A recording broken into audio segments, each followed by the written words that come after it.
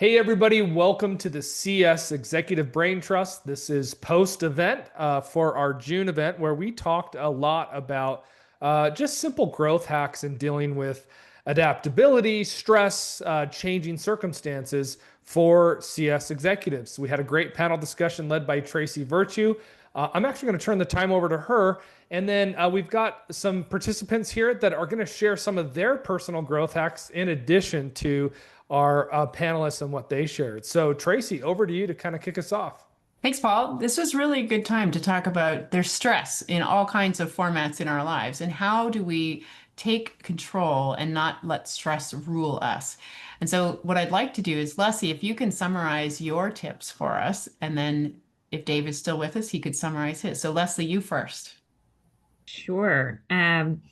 I am, so for me, I would say that the three themes are my calendar, transparency, and really clear boundaries. And they're all interlinked, but really being clear about when I'm available, when I'm not, how to reach me in an emergency, and making that very public and transparent, and then adhering to it. And then just because it seemed to be a fan favorite, I will share that I do not enable any push notifications as part of the boundaries I create for myself. Awesome. Thanks, Leslie. Dave, please share your tips with us in summary form. Oh, we can't hear you.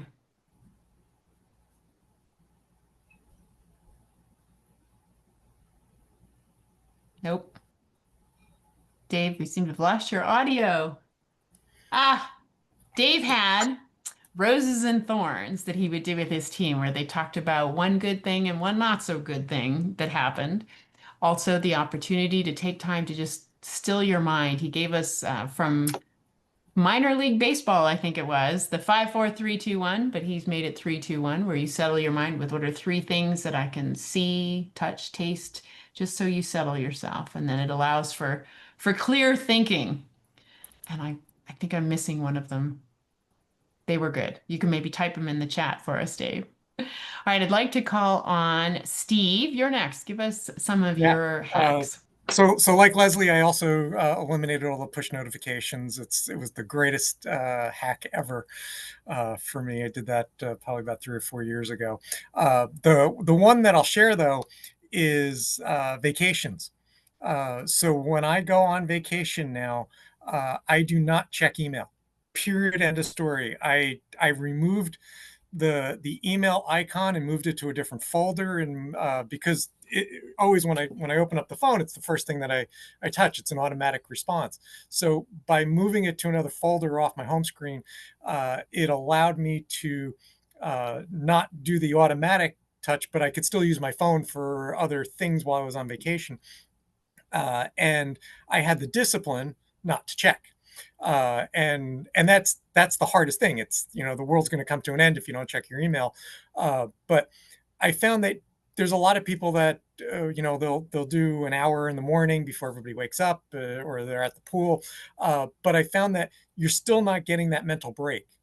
And if you can truly disconnect, and because the world's not going to come to an end with you on vacation for a week or two, the when you come back, you are going to be light years ahead of where you were in terms of your ability to help people and to be a contributing member to your organization. So that's my hack. That's the thing that I do. I'm going on vacation. Well, I just lost my job, but I'm going on vacation in 2 weeks.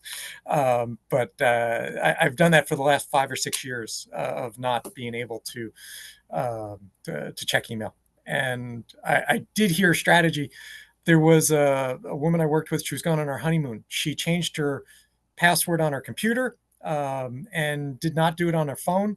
So when the emails were coming, she just wasn't getting them. So that was her hack to be able to do it as well. That's great. I remember the first time I implemented no checking email on my vacation, and it was a world of difference when you got back. So that's great. Thanks, Steve. Chris, can you share one with us? Gosh, yeah. I mean, I was telling the group that like the engagements have to be on my terms. I've gotten to the point in my career where I agree with everything you said. I mean, the world's not going to end, the company's not going to fold.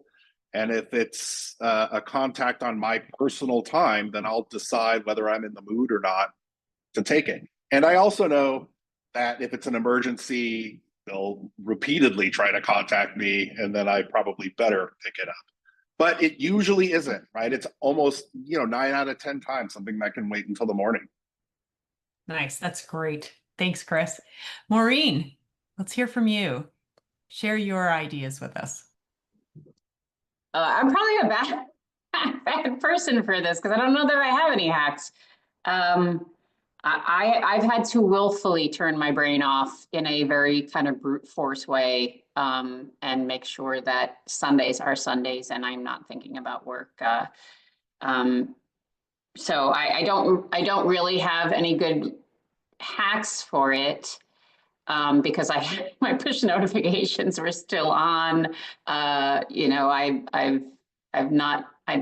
here to learn, not to give any good ideas. Well, but still, you still make Sundays. At least there's a day where you force yourself. It was, I'm one of those people whose brain doesn't stop. So it was a very brute force exercise. And I will tell you though, that Tracy, what you said about exercise, 100%, that was also me. The one thing that I really found did help my brain a lot was exercise. I'm not a runner, but I am a person who runs, and that is a really happy place for me to be in to clear my brain. So I did have one tiny one. There you go. See, it works. Should have been, yeah. Validation.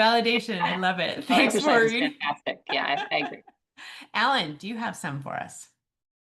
Well, when I started working at home, I found that there was all kinds of new options that hadn't been available when I was back in the time when I was in an office. So one of those relates to your exercise. So I've actually taken to exercising in the middle of the day. And that wasn't possible back in the office days for me, it would have been through, but now, I'm right there. I can do it for maybe 40 minutes or something like that. And I really also find that it clears the mind, helps the body, and gets me sort of re-energized for the afternoon. So that's my newest hack. I love that. I should try still the afternoons, like the person who went and walked their dogs with lunch. Yeah, that was great. Michael, are you going to share some of your ideas with us? I have a morning and evening routine. So in the mornings, I do affirmations, visualization, meditation, gratitude statements, all those things. And in the evening, I also end with meditation. And I feel like that's those are sacred times. That first half an hour and the last half an hour of the day are what keeps me sane for the rest of the time. Nice. That's great. Maureen, I'll tell you, the first time that I tried doing meditation and keeping my brain still, I was lucky if I got 30 seconds where I wasn't like thinking about work. But what I realized was the win is catching yourself. Go, oh, wait, I'm thinking about work. Okay, let me stop. And oh, wait, I'm thinking about work again. Let me stop. And then as I practiced that, I got longer between the thoughts that would pop up. But I also knew I had this is my meeting with my trees. This is my time. And that helps. So perhaps just catching yourself would be good.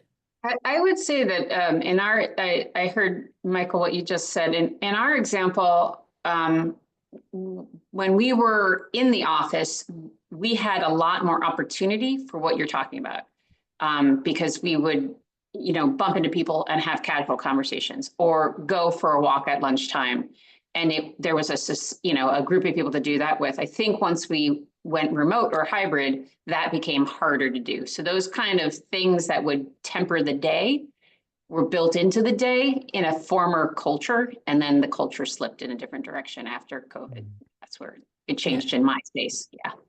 Tracy, you got to share some of yours. Oh, some of mine. Okay. Well, I exercise. That is my big one to make sure that I can do that one.